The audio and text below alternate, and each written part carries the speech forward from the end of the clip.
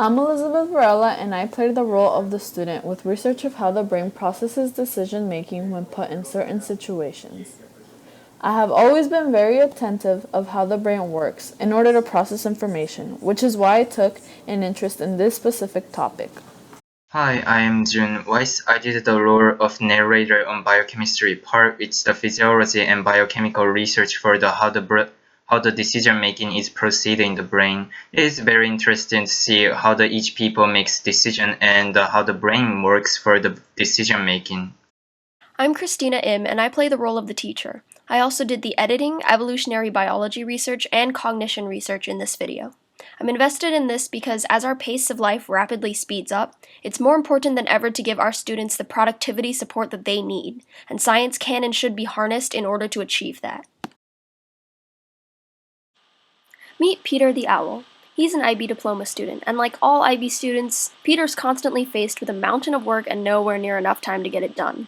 Luckily, the IB science skills that he's been learning can help him, and us, decipher the biology and chemistry behind his decisions and become more productive, fulfilled humans. Let's take a look inside his brain.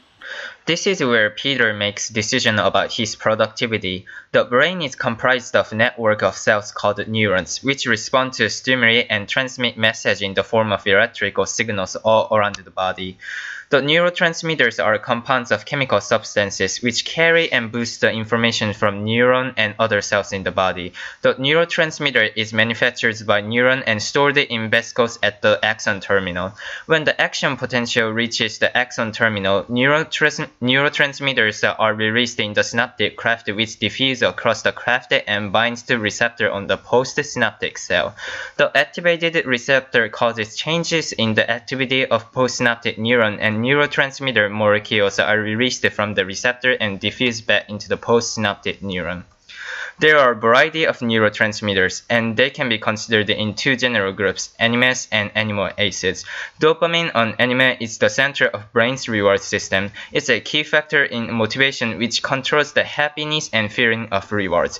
Depending on where it's found in the brain, it can affect the productivity of your work and even change your physical ability. That's why athletes are tested on dopamine when they are in the competition.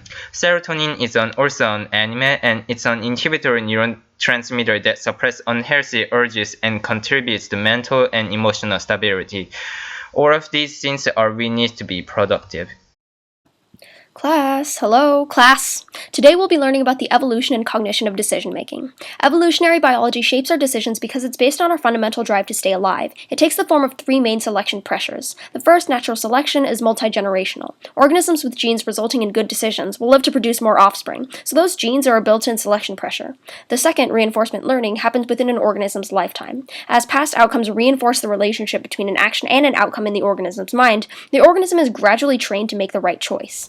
Natural selection and reinforcement learning both require previously observed outcomes. In contrast, the last selection pressure, functional evaluation, comes into play when organisms need to make totally new decisions that make other selection pressures take too much time. Instead, the organism assesses potential actions and outcomes in relation to the specific selection criteria that it's looking for. Those evolutionary selection pressures are then applied to our cognitive decision-making processes. We have to view the brain as an information processor, like a computer.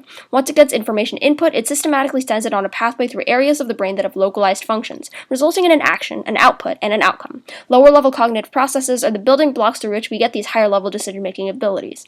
One important factor that we often overlook is emotion. When we perceive an emotional stimulus, it's sent to the thalamus in our brain, which recognizes the emotion. Then goes to the neocortex and hippocampus for further investigation based on memories, and is sent to the amygdala, which transfers the signal to the brainstem. Then it's up to the brainstem to control the response, either by stimulating the movement of synaptic vesicles containing neurotransmitters, by causing calcium ions to flood through voltage-gated calcium ion gates, or by inhibiting neuron firing by causing action potential-esque electrical hyperpolarization and raising the postsynaptic neuron's firing threshold.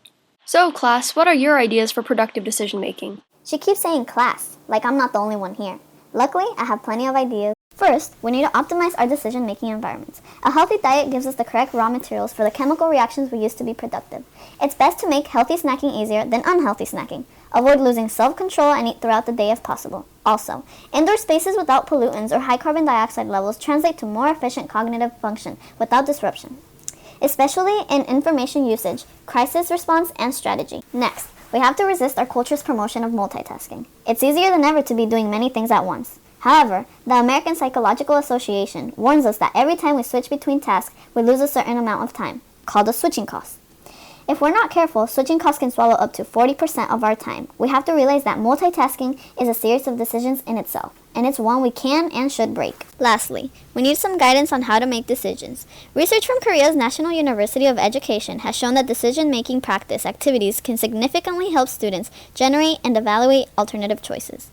I don't mean teachers should impose their values on us and try to tell us what to choose. What I do mean is that we should get practice in the classroom so that we can define our own reliable and efficient decision-making process. That's how we become meaningfully productive members of society. Good. Did the narrator catch any of that? Yikes. Thank you so much for watching. We've cited our sources here in APA format. The main idea pathway that we follow here is in the middle, the ways in which decision-making leads to productivity, which in turn leads to academic success. But all of those things factoring into decision-making are what we look at in this video. We started off in the top right with the process of neurotransmission, looking into the chemistry and biology subtopics of calcium ion gateways, neuron structures, and neurotransmitters. Cognition and neurotransmission are really two parts of the same process that results in our decisions, so they're linked by a dotted line. The three aspects of cognition that we talked about, cognitive psychology, emotional cognition, and evolutionary biology, all link back to the cognitive process, and evolutionary biology entails the three main selection pressures branching out from it.